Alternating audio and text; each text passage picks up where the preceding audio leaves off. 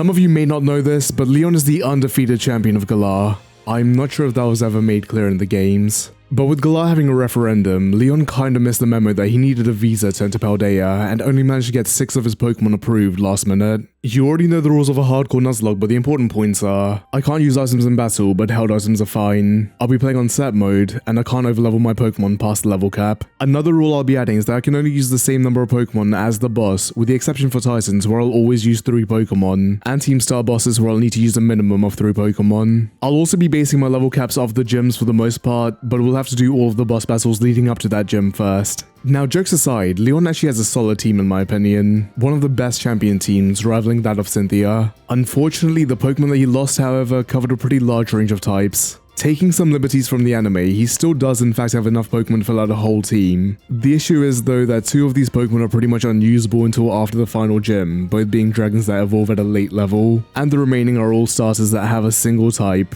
and Charizard, which is a Charizard. So diversity isn't really going to be our strong suit. But if I haven't mentioned already, he is the undefeated champion. Can Leon remain undefeated with half of his team missing? And what better way to start the game than with all 6 Pokemon right from the starting line? They're all we're gonna have after all, may as well make the most of them. I even gave the Galarian starters their hidden abilities, as at least one of them was hinted to have it in the anime, and I kinda need the extra support. We've already got all of our starters, so I just let Nemona pick Quaxley as I figure he'll give us the most trouble. As always, Pawmi almost kills 2 of my Pokemon, but we squeak on by, so why meander? Leon's bad with directions, but I'm an all-knowing, omnipotent deity with a web of knowledge at my fingertips. And with my endless flow of information, we can speedrun the first portion of the game. Katie has no counters to Terra Charmander's Embers. Clawful's a bit scary with its ability Anger Shell, which raises attack and speed when it's under half health. But with its low special defense and Arven being our trusty meat shield, Drizzle could tear through it in no time.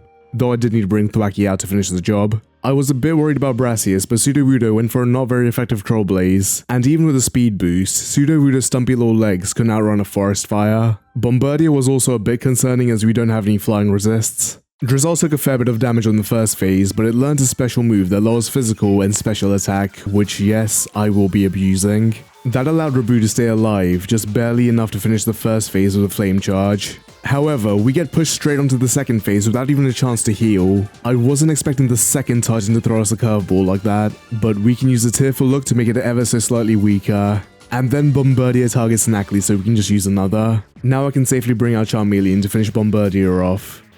Or help Knackley finish Bombardier off. Was I the meat shield this time?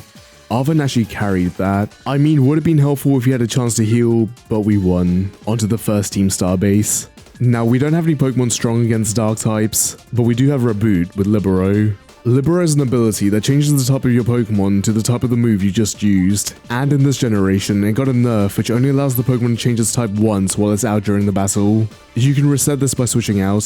Pawniard goes down to a single double kick. Now, Revavroom is always a tough one with his massive bulk, and this one even has Intimidate, so I switched out to Drizzle on the Wicked Talk, which does about less than half. That's fine, we have a move for this. It outspeeds. Okay, we survive. A tearful look lowers his attacking stats. Into Thwacky on the Swift, doing a pathetic amount. Now, instead of attacking, I actually opted to use a couple of Screeches, cutting its defense to a third. Now back into Raboot on the Snarl, and look how much double kick does. We're nowhere in kill range, so another one finishes it off. Nice and clean. I was expecting to struggle a little more, but I wasn't too worried. This next section, however, is where things tend to go wrong. This next portion of the game features both Iono and Mela, 2 boss battles which seem to always give me the most trouble. I actually do think this mid-game difficulty spike is one of the biggest ones that we have in the game, considering the resources you have at this point. And unfortunately for us, Iono is going to be the first one we face. She uses 4 Pokemon and specializes in electric types. While half of our team does resist electric, 2 of them are still on their first stage, and Dreepy honestly is just not usable. And that's not even mentioning her ace Mismagius, whose strongest move is Hex, a ghost type, which we don't have a single resist for. On top of that, Mismagius, thanks to terrestrialization, has no weaknesses whatsoever, and Mismagius is already a pretty strong Pokemon. For a game that's considered to be pretty easy, that's actually wild for a 3rd gym. Well, first we have a battle with Nemona, but Thwacky with Trailblaze rolls through. Anyway, I'm not taking any chances with Iono. Thankfully, with this being an open world game, we have access to tools spread across the region. One TM in particular that's going to be incredibly helpful. Back near the location of the Titan Bombardier, we can follow this path splitting away from the incline, which eventually brings us to a ledge near the seals of one of the ruinous legendaries. Just hopping off the ledge, we can find the TM for Sword Stance, and trust me, this move is going to be a game changer, before even needing to fight the third gym. And we can even craft these now. But for now, Thwacky is the only one who needs it, so let's just get this over with. Iono leads with Wattrel and I send out Axew. Wattrel's able to outspeed, hitting a pluck, stealing my Cherry Berry, and we hit a Rock Tomb, just missing the kill but lowering its speed. This lets us move first, finishing off with the Troll Blaze, which also raises our speed. Next out's Luxio, whose Intimidate lowers our attack. Regardless, I stand to hit a Bulldoze, revealing a 3-hit KO, and Luxio uses a Bite. We can survive one more, so I stand to take Luxio out, but that means one of our electric resists is out of the picture. Belly bolts out, and this is where we need to start the setup. I first switch out to Charmeleon on the Spark, which immediately paralyzes. We already used up the Cherry Berry. I wanted to try using an Ember to get a burn, but it didn't work out, and Water Gun did more than I was expecting. So, no reason to stall, I bring out our sweeper, Thwacky. On the Spark. Okay, it didn't paralyze, but I didn't want to see that. And well, the plan is simple. Set up Swords Dance until we get paralyzed. Or so I thought, but after the second dance, I figure we have enough. So I Terrestrialize, and a grassy terrain boosted Troll Blaze doesn't get the kill. There are like 4 boosts in play right now, but it's probably for the best, as this means we can use another Troll Blaze to boost our speed further, which we may need for our ace. Finally it's Miss Magius, and yup, we outspeed. And one shot. We have gotten through Iono with no losses, a first for this channel, and it was with a limited range of Pokemon. But we don't get to rest for too long, as next we have Mela, and like Iono, I'm taking no chances. Luckily for us, directly right after entering Levencia, we can already get a TM for Surf, a 90 BP water move. Like it wasn't hidden or anything.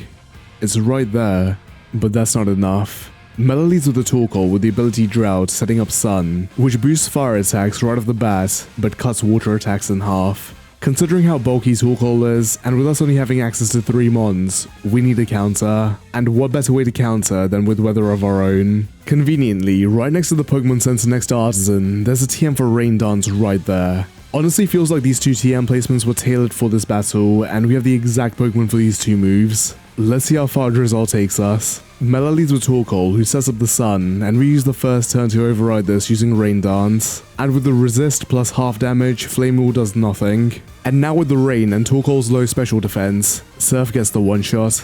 Revavroom's next, and when its strongest move is Swift, you know that we're doing good. Look how little that does. In return, our Surf does just over half, and then Revavroom gives up using a Screech, a second Surf getting the kill. And now we even have a Deathless Mela. Look how well we do when we actually prepare for battles. I don't want to do this, Orthworm. I'm so sorry. Well, with all of the preparations we made for the last 2 battles, we can just hop right into the 4th gym. And after setting up a Swords Dance on Veluza, tanking a Pluck which even crits, we can just sweep with Troll Blaze. For Crop Up and a Ball, I even Terrestrialized for the extra damage, but that was probably a bit overkill. But now's when the game will start taking a turn, as most trainers will begin using fully evolved Pokemon while we only have access to 4. The starters. And the next Team Star battle is also one that seems to give me trouble. We have no Pokemon that are strong against poison, and only one that resists. And that's Dreepy. It'll die to literally any other neutral attack. But luckily we do have one Pokemon that could potentially be an answer to poison, and that of course is Reboot. As we touched upon earlier, he has the ability Libero, which allows him to change types based on moves it uses. And once again, right next to the Titan Bombardier, there is a TM which could give us the upper hand. Iron Head, a steel type move. Unfortunately, Iron Head is placed on this ledge alongside the cliff, which seems to need the climb function, or at least the glide function on Miraidon. But look, I have like 100 hours in this game. Do you think I'll let physics stop me? We can Skyrim horse jump the mountain until we get to the top of the cliff, and then simply drop off to the ledge, getting access to Iron Head. I don't think this is the way you're supposed to do it, but it's possible, so it's fair game in my opinion. And Reboot can't learn Iron Head. Of course. Well, like I said, I'm basing the level caps on the gyms, and our next level cap is 36. And luckily for us, all of the Galarian starters evolve at level 35, so we can evolve them before the Team Star base, with little risk of overleveling before the gym. I also throw on Charmeleon as it's probably the bulkiest one out of the remaining team. Does Ironhead give Cinderace the metal to defeat Atticus? Atticus leaves with Skuntank, and we just start with our star, Cinderace. Now, like I said during our first Team Star boss, in this generation, Libero only works one time while the Pokemon is out, so we have to use Ironhead turn 1, which I thought would be fine, but Atticus reads me using a Sucker Punch. I was expecting Toxic, which we would have been immune to, but apparently it was me who was the NPC this time around. Not a good start, but that's fine, as now we're immune to all of Skuntank's attacks. Yup, seriously. We're immune to Poison, leaving her with only Sucker Punch, which we can just stall out using Swords Dance. We can get off 3 Swords Dances with us wasting 1 turn to remove the final Sucker Punch. And now we can just Terrestrialize Cinderace, turning him back into a Fire type, and use a boosted Pyro Ball to finish Skuntank off. The reason I removed my Steel type was because if Muk survived, it would have used a Mud Slap, reducing our accuracy. I have no desire to deal with that. And finally we're on Revavroom. And it still outspeeds. How? And then crits, leaving us on 20 HP. And then we get poisoned, but I had a Lumberry just for that. And Pyro Ball absolutely obliterates Revavroom. Or not. God, can you even see the red? That Sucker Punch actually mattered. We probably could have stayed in, but I can't anymore. I switch out to Charmeleon, who gets poisoned by the spikes, and then eats his Lumberry. And Noxious Talk does over half. How are we struggling? Look how close we are. I honestly don't know what to do. If Cinderace couldn't outspeed, no one will. While Noxious Talk did exactly half to Charmeleon, and Inteleon is ever so slightly bulkier, all we need to do is avoid a crit and to not get poisoned. Inteleon comes out and burns its berry on the spikes. Noxious Talk hits and does less than half and doesn't poison. Okay, we just need to avoid 1 more crit, which we do. And the Surf finishes off this stupid little go-kart. How did we struggle so much even after setting up 3 Swords Dances? Also, how did Revavroom outspeed both Cinderace and Inteleon? They must have boosted stats, as Revavroom's base speed is 90 and Inteleon's is 120. That shouldn't have been as hard as it was. But we have a moment of respite as we can battle our good friend Larry. This time I just bring the Galarian starters. Like last time, I spend the first turn using Ironhead, turning Cinderace into a Steel type, and then start setting up Swords Dances as Komala tries to use Sucker Punch. After the second one, Komala uses a Yawn, so I figure it's time to attack. Sucker Punch brings us below half, and a +4 low sweep picks up the kill. Cinderace falls asleep, but we had just the berry for the occasion. A +4 low sweep gets the one-shot on the Dunsparce, and that means after Staraptor terrestrializes, a low sweep can get the one-shot, winning us the 5th badge. Thanks for going easy on me this time around, Larry. I know you could tell I needed it. And this time I don't even forget Nemona, as the remaining Pokemon I brought were just for her. I switched right into Rillaboom on the Accelerock, and after getting hit with Lycanroc's bite, I set up a Swords Dance. And after a second bite, a Trailblaze gets the one-shot. Next is Goomy, so I use a Bulldoze as it's neutral, which only does a little over half. Dragon Pulse brings us low. I then realized that Grassy Terrain was actually reducing our damage output, and Drum Beating would have done more. And then I remember that Goomy has Sap Sipper, nullifying grass attacks. Another Dragon Pulse bringing us into the red. How do I keep throwing these battles? Another Bulldoze finishes Goomy off, but now what I'm worried about is Pawmo using a quick attack, which thankfully it doesn't. A Drum Beating gets the one-shot. And thanks to Trailblaze, we can also outspeed Quaquaval and one-shot with Drum Beating. I need to stop throwing. Well, at least there's not much prep that we need to do for Rhyme. I gave Charizard Heat Wave and Wide Lens to reduce the chance to miss to 1%. I lead with Charizard and Fracture. Bayonet moves first, hitting Charizard with a Sucker Punch, and Charizard retaliates with the Heat Wave, doing half to Bayonet and breaking Mimikyu's disguise. Mimikyu doubles into Charizard with Slash, and Fracture finishes Bayonet off with a Crunch. This gave us an attack boost for some reason. Another Heat Wave from Charizard, and this time Mimikyu targets Fracture, getting a crit.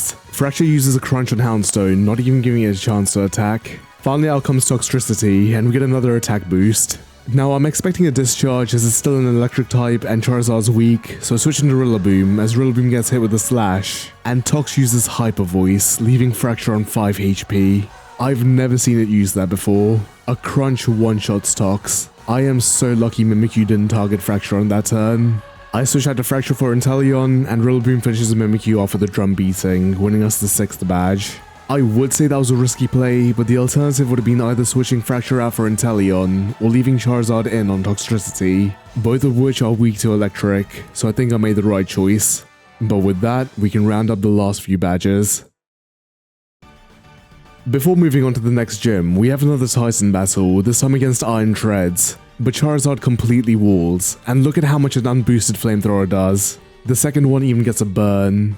There isn't much to say about Nemona this time around. We sweep with Rillaboom, so on to the next gym. I send out Rillaboom and set up a Swords Dance as for Giraffe hits us with a Zen Headbutt, after which a Drum Beating gets the one-shot. That's likely Tulip's bulkiest Pokemon, so that's good information. Next is Gardevoir, who we outspeed to one-shot.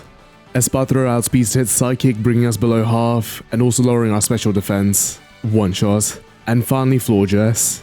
One-shot.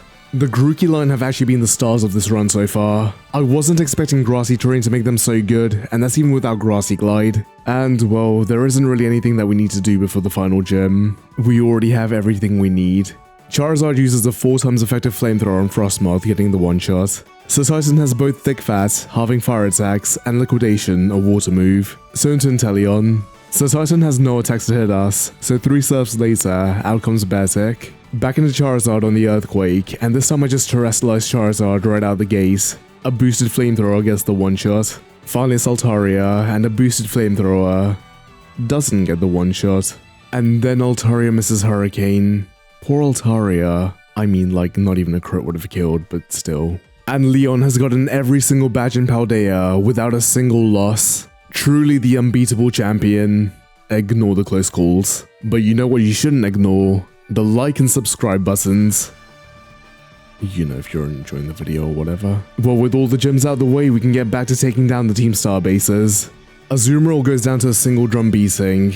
Wigglytuff survives the first one, cutting our attack in half with a charm, but falls to the next. With Dash Burn out, I switch into Cinderace as it goes for a Baby Doll Eyes, lowering our attack, and then goes for another. I make a little bit of a mistake here, using a Swords Dance to recoup my lost attack, forgetting that now Cinderace is locked as a normal type. Iron Head still does less than half, but gets a flinch. I switch into Charizard on yet another Baby Doll Eyes. 2 S lashes finish Dash Burn off. And finally we're on Revavroom, who is completely walled by fire types. I Terra Charizard, and a boosted Flamethrower does about 25%. The next turn, however, Magical Tool confuses Charizard, and then he hits itself. I can stay in for one more attack, and we hit the next Flamethrower, bringing the Starmobile below half. Into Cinderace, a Pyro Ball into an Iron Head wins us the 4 Team Star raid. These last few battles seem so much easier than the mid-game battles, but there is one coming up that I'm sort of worried about. But before that, we have another Titan, and we can finally evolve our dragons. Phyrexia finally becomes a Haxorus, an absolute powerhouse and possibly my favorite dragon-type Pokemon, and Dreepy into a Dracloak, a second stage mon at level 50. At least it's somewhat usable now. Well, the next Titan was actually really straightforward. The 2 Dondozo battles were single-handedly dealt with Rillaboom, and after lowering Tatsugiri's speed with Drum Beating, I switch into Charizard to bait Surf, and then into Haxorus on the Taunt. We outspeed finish it off with a single Dragon Claw. Also, I suppose Arven helped. Now, while I did Sweet Berry last time, that was mostly because I was cheesing the AI with Zoroark. I genuinely think that you can be one of the toughest battles in the game depending on your encounters. For this battle, I bench Inteleon. Eri leads a Toxicroak and I send out Haxorus. I spend the first turn setting up a Dragon Dance as Toxicroak hits us with a Poison Jab. It goes down to a single Dig 2 turns later. Next is Lucario for some reason.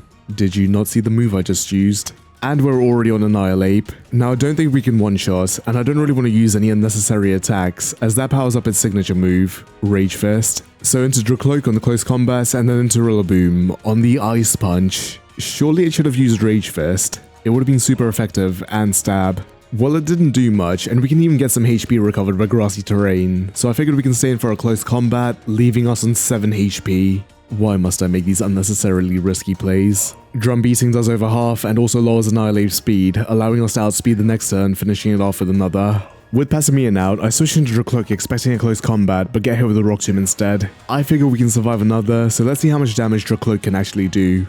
I should have just turned her into a screen setter.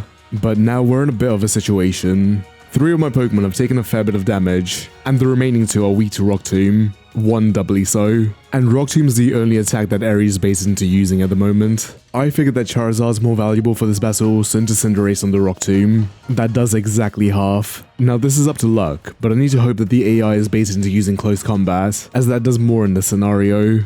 And it is. Charizard can outspeed to finish passing me off with an Air Slash. And finally we're on Revavroom, who I may have struggled against during my first run, but is now completely walled by Leon's Ace. Air Slash does about 40%, and Combat Talk, her strongest move, does nothing. But paralyzes. Why? It was going so well. Eerie does give us a free turn using the shift gear to boost her attack and speed, and Charizard manages to hit another Air Slash. Come on, just one more. Eerie throws using another shift gear, and Charizard hits another Air Slash, bringing down the final Starmobile and shutting down the final Team Star base. And Leon has completed every story event in Paldea, still with no losses. Eerie's actually a great boss battle. Her team's pretty strong and has some pretty good coverage. I do hope that they stop this trend of only giving Pokemon 3 attacks though. Like, come on, this is literally the last battle before the endgame boss rush. With the level cap jumping to 60, we can finally evolve our pseudo-legendary into a Dragapult, finally rounding off our team. And aside from revamping our movesets, I think we're pretty much ready. For the Elite Four, I'll be benching one Pokemon each battle to match their team count. First up's Rika, and she's the one I'm least worried about. Whiscash falls to a single 4x effective drum beating. I switch out to Inteleon on Camerup's Fire Blast. Yawn, of course. I stay into one shot with Snipe Shot, and then fall asleep. That's perfectly fine because I was already well aware of Camerup's BS. Next is Donphan, who is sturdy, so I break it with the Chilling Water, which also lowers its attack. This allows Inteleon to take the Stone Edge pretty well, and we finish the job with the Snipe Shot. Next is Dugtrio, but what's Dugtrio gonna do? And finally we're on Clodsire. Now Clodsire does have the ability Water Absorb, but Snipe Shot ignores... what? Turns out, I can't read. Inteleon really got screwed over compared to the other two. Doesn't get a good ability or signature move. Clodsire doesn't have a poison move, so into Rillaboom on the field Protect, and sorry Clodsire. Nice and easy, and I don't think Poppy will be putting up much of a fight either. I terrestrialize Charizard straight out the gate, and a boosted Flamethrower gets the one-shot on Copperaja. A boosted Flamethrower gets the one-shot on Bronzong. A boosted Flamethrower gets the one-shot on Corviknight. Magnezone would have been an issue, but Charizard's now a pure fire type, so a Flamethrower leaves Magnezone on 1 HP thanks to Sturdy, and Magnezone just sets up a light screen. Another Flamethrower, and the Ace Tinkaton's out. Now our attacks will be cut in half, so I figure I should just spend the first turn burning Tinkaton to return the favor. We get hit with the Stone Edge that does nothing at all. I use a boosted Flamethrower, and it barely does 30%. Tinkaton would have survived even without the screen. I switch out to Haxorus on another Stone Edge. That was a crit, and a close combat wins us the second battle. Again, another straightforward battle, but we're onto the one I was kind of concerned about. Larry uses flying types this time around, and we have no Pokemon that can resist, and only 2 that can return super effective attacks. Let's see if Larry's looking for revenge after our last battle. At the very least, Larry starts off with the Tropius, who falls to a single 4x effective Ice Beam. But out comes Staraptor, who can hit hard and probably won't get one shot. I outspeed to hit a Chilling Water, lowering his attack, and Brave Bird still does over half. But now it's in range of an Ice Beam. Altaria, Ice Beam. Next is Oricorio, and while it is pretty frail, I don't want to risk staying in on a super effective attack, so into Haxorus on the not very effective Revelation Dance. Dragon Claw brings her below half, and we survive the Air Slash. But instead of finishing her off, I switch into Charizard on the next Air Slash. Or Icy Wind, which lowers our speed. Right, that didn't work, so into Dragapult on the Revelation Dance. I set up a Reflect as Air Slash brings Dragapult low, and now I can finish Oricorio off with a Shadow Ball. And finally it's Flamigo, who I was the most concerned about. Despite being a Route 1 Pokemon, it has really good stats, and now we'll Terrasilize into a Flying type to get off an even stronger Brave Bird. Into Charizard, and Brave Bird still does far too much. I don't think we can one-shot, but instead, Charizard can get off a Will-O-Wisp, burning Flamigo and halving its attack. Now I can bring out Cinderace on the next Brave Bird, which does about 25%. Now not even a crit can kill us, as we can change our type to Steel using Iron Head, revealing we just need one more. And yeah, Brave Bird did nothing. A final Iron Head wins us the third battle. Thank you Larry, you really did a number on my team. And contrary to my previous 2 runs, the next battle will actually be the easiest. Hassel leaves with Noivern, and I send out Haxorus holding a Focus Sash. The first turn, Noivern outspeeds using a Dragon Pulse, and we didn't even need the Focus Sash. Haxorus sets up a Dragon Dance, and now Noivern falls to a Dragon Claw. Flapple, Dragon Claw, Dragalge, Dragon Claw. And now with Hassel's own Haxorus out, and with only 2 bonds remaining, we can begin our outrage. Now I kinda regretted this at the time, as now I can't terrestrialize with that extra damage. Doesn't even matter as Haxorus gets the one-shot. Good lord, that was after a single Dragon Dance. We're gonna turn Haxorus into a monster. But with that, we have defeated every Elite Four member with all of our Pokemon still alive. All that's left is the top champion Geeta. Geeta leads with Espadra, and I send out Dragapult. Now Geeta has a fairy move, so I turn one terrestrialized Dragapult into a ghost type and set up a Reflect to half physical attacks. Espadra uses a Dazzling Gleam, and I guess I didn't need to Terra after all. Now a Terra boosted Shadow Ball can get the one shot. And as I was hoping, out comes King Gambit. Him being out this early was important, as now his ability gives him a weaker boost. Into Rillaboom, and we take a Kowtow Cleave significantly better thanks to Reflect. With how little it did, I feel confident staying in for a bulk up, as the next one does even less. And now we can use a 4 times effective Drain Punch, one-shotting King Gambit and restoring all of our health back. Then Geeta sends out Veluza. Interesting. I assume it's because it has Ice Fang, but doesn't she have a better ice Pokemon? Anyway, we outspeed and one-shot with Drum Beating. Yup, that's the one, Geeta. I still have no clue why she has an Avalugg, but considering our Reflector's up, I stay in for another bulk up, and my god, is that all Avalanche does? I don't think that's the flex you think it is, Geeta. Despite Avalugg's massive defenses, Drain Punch still does over half, and this time Avalanche does more as it's boosted from my attack. Another one finishes it off and restores the damage that we took, and yup, she also has a Go-Goat for some reason. I switch right into Charizard on the bulk up. That being said, Go-Goat has no moves for us, and we hit a strong Flamethrower, and then it gets burned. Poor Go-Goat. And Geeta just gives up using another bulk up, one more Flamethrower. And wow, we're already on the Ace Glimmora. Now the funny thing here is that Glimmora is a rock type, but it doesn't have a single rock move, instead having Terra Blast. However, the AI won't predict themselves terrestrializing, so she just won't use a rock move regardless of the fact that Charizard is 4 times weak. So into Cinderace and Sludge Wave that does over half. And now she'll use a rock type Terra Blast, so we can use an Iron Head to change our type and do over half. And then Glimmora flinches. It's not like we were in trouble, but poor Geeta. Nothing's going right for her. A final Iron Head gets the kill and wins us the champion battle. And the undefeated champion remains undefeated even while missing half of his team. In fact, we only used 4 Pokemon. They really screwed Geeta over.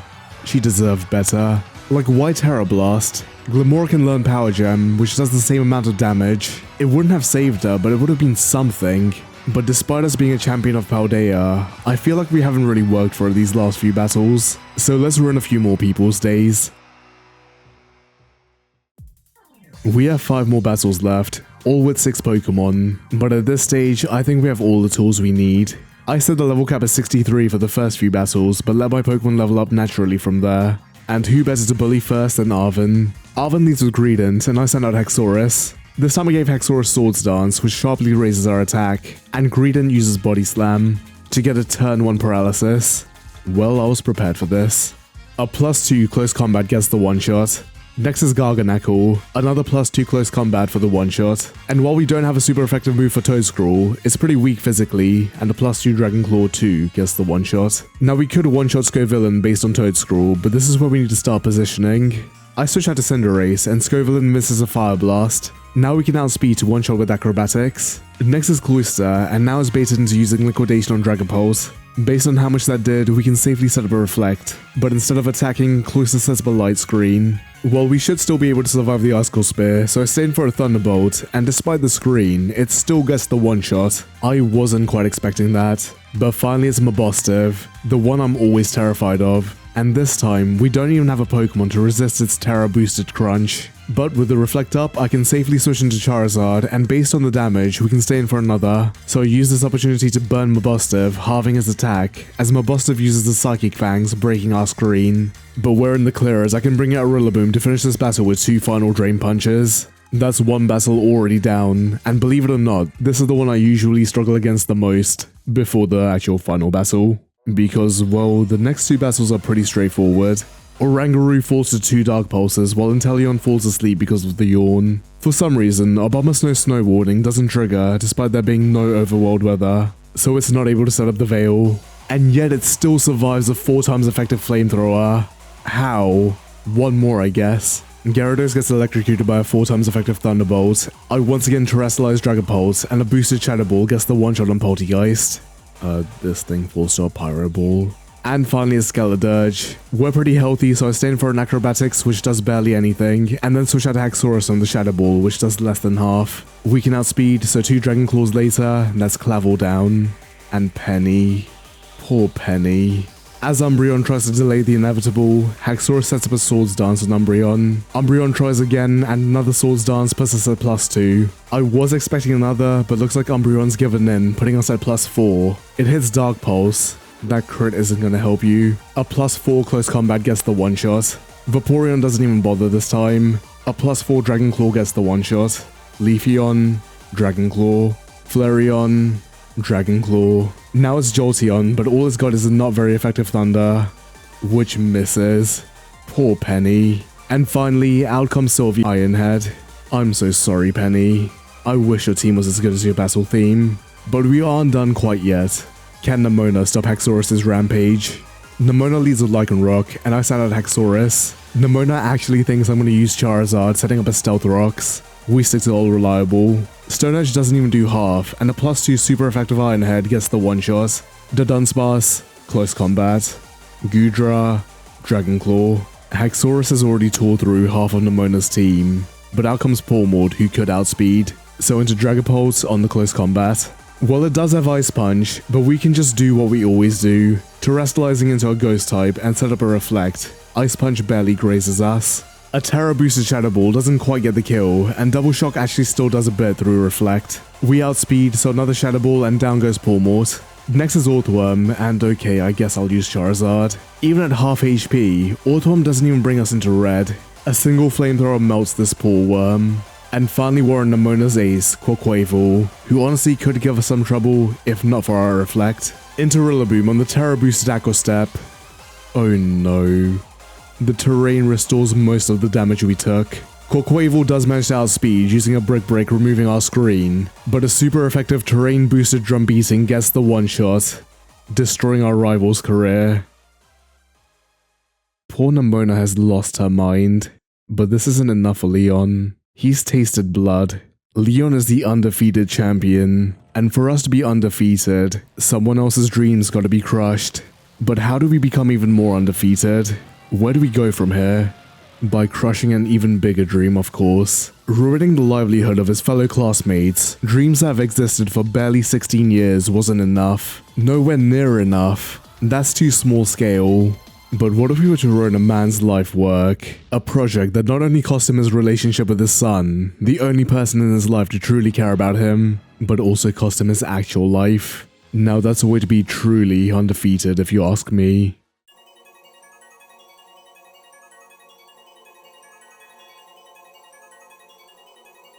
Churro leaves with Iron Moth, and who do you think we're sending out? Except this time, instead of Swords Dance, after tanking a Sludge Wave, Big Haxorus sets up a Dragon Dance, only gaining 1 attack boost, but instead also gaining a speed boost. Now we can outspeed and hit a 4 times effective Earthquake, one-shotting Iron Moth. Next is Iron Bundle, who's insanely fast and strong, but we're still able to outspeed, hitting a close combat, getting another one-shot. And for some reason, Churro just feeds me Iron Thorns. I don't know what his plan was, but I'm not confident that we can get the one-shot on Iron Hands. So amazing job, Haxorus. You were an absolute beast. I send out Cinderace, expecting Ice Punch, but get hit with a strong Drain Punch, doing over half. Cinderace isn't going to be able to switch in again, and I figure we can at least take an attack. So we get turned into a Flying type, and Acrobatics does barely a quarter. Yeah, I'm glad I switched Haxorus out. Into Rillaboom on the Thunder Punch. I figure I can stay in for a Bulk Up as Iron Hand sticks to Drain Punch. Drum Beating does over half, but the health regained from Drain Punch and the terrain allows Iron Hands to survive the next one. But Rillaboom still manages to survive. The next Drum Beating putting Iron Hands down. Out comes Iron Jugulis, and this one I'm kind of concerned about. It allows speed and uses special moves, so we need to switch out. Inteleon does have Ice Beam, which could 2-shot, and we should be able to outspeed, but Air Slash does over half. I was hoping to do this battle deathless, but I don't think it's possible anymore.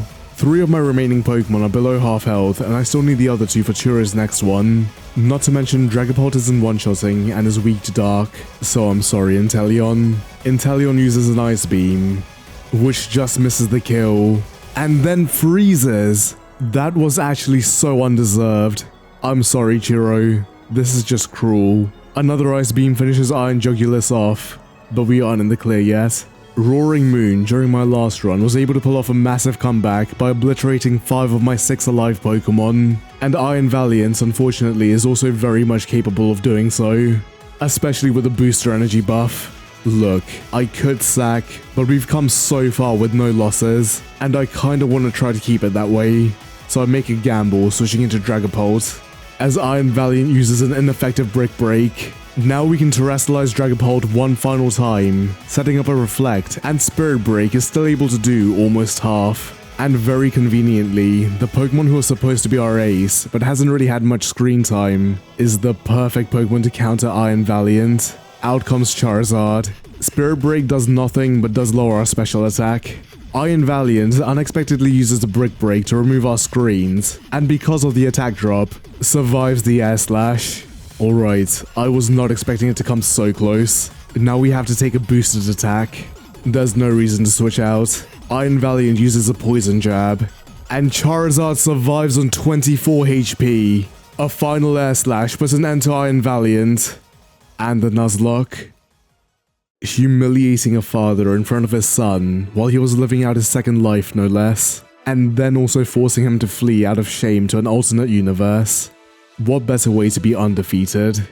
Leon has one of my favorite champion teams, with a lot of diversity and all of his members being pretty hard hitters. But after losing half of his team, the first portion of this game was essentially a how good are the Galarian starters challenge, plus Charizard of course. And they actually did really well. The Rillaboom line was particularly a pleasant surprise, and once Hexorus was unleashed, everything's a blur. I'd say I don't like abusing setup moves, but like I only ever set up one move with her per battle. The exception being Penny, but I highly doubt I needed the extra Swords Dance. That was just for Baby Doll Eyes insurance. That being said, I'm glad I gave myself an easy one, cause my next 2 runs, they're looking to be painful. So if you liked the video, please consider liking and subscribing, and please look forward to more videos in the future.